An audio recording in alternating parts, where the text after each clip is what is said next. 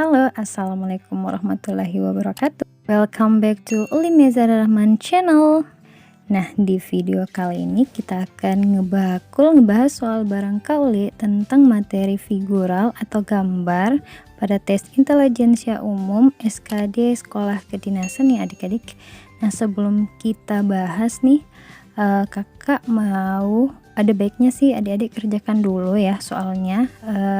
Link soal ada tersedia pada kolom deskripsi ya. Sebelum melihat pembahasannya, sebaiknya cek kemampuan adik-adik dulu deh. Oke, sebelum kita membahas soal juga akan ada tips dan trik dari kakak untuk mengerjakan soal figural TIO tersebut. Let's check it out. Oke, untuk soal figural itu ada 6 tipe ya. Yang tipe pertama itu ada namanya seri gambar. Nah, kalau seri gambar ini cara mengerjakannya itu, nah biasa pola yang sering muncul itu adalah pola yang berotasi, kemudian ada banyaknya jumlah sisi, penambahan unsur gambar dan pengurangan unsur gambar. Nah, yang kedua itu ada namanya figural soal analogi gambar. Kalau ini perlu diperhatikan bangun utama pada tes analogi tersebut ya. Bisa bertukar tempat dan warna bisa berubah. Kemudian hubungan gambar bisa karena pencerminan, rotasi atau perputaran, penambahan, dan atau pengurangan unsur gambar. Nah, tipe ketiga itu ada soal figural irama gambar. Biasanya yang dicari adalah gambar yang merupakan kombinasi dari dua kolom atau dua baris yang ada. Kombinasi itu bisa berupa gabungan atau irisan. Tipe yang keempat itu ada soal figural jaring-jaring kubus. Nah, kalau jaring-jaring kubus ini adik-adik perlu fokus pada sisinya, letak sisinya, kemudian warnanya dan variasi sisi pada soal. Nah, tipe kelima ada namanya soal figural jaring-jaring bangun ruang. Yang perlu diperhatikan di sini adalah alas bangun ruang, tutupnya atau sisi atasnya, kemudian sisi-sisi lainnya. Juga adik-adik perlu perhatikan sisi mana yang berdampingan dan sisi mana yang saling membelakangi. Nah, tipe terakhir ini soal figural klasifikasi gambar. Nah, di mana perbedaan gambar biasanya soal yang muncul ya, perbedaan gambar karena rotasi atau perputaran, pencerminan, kemudian biasanya ada unsur pembentuk gambarnya dan jumlah unsur pembentuk gambar tersebut.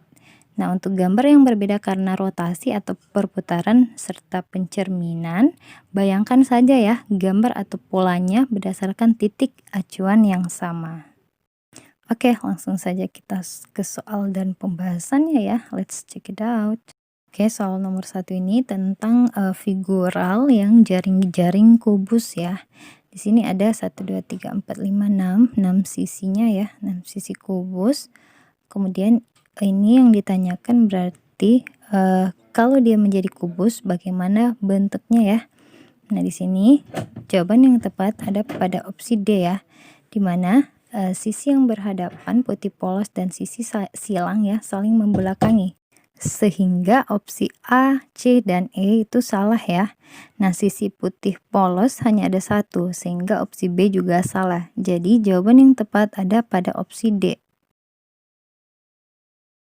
Oke, next soal nomor 2 ini masuk pada tipe figural seri gambar ya, dimana adik-adik harus tahu lanjutan gambar yang berikutnya itu apa.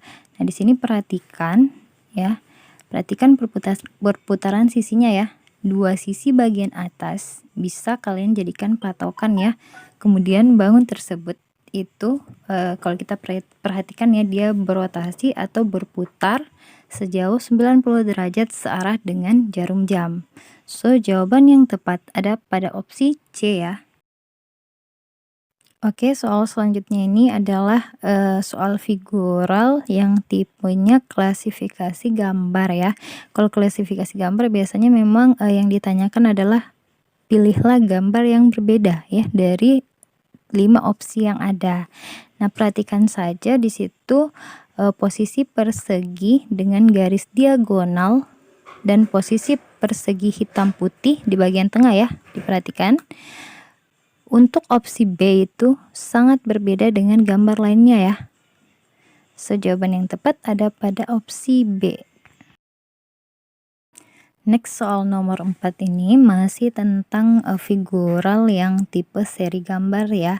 Nah, seri gambar sekali lagi adik-adik harus ingat bahwa yang diminta adalah lanjutan ya, gambar dari 3 gambar sebelumnya.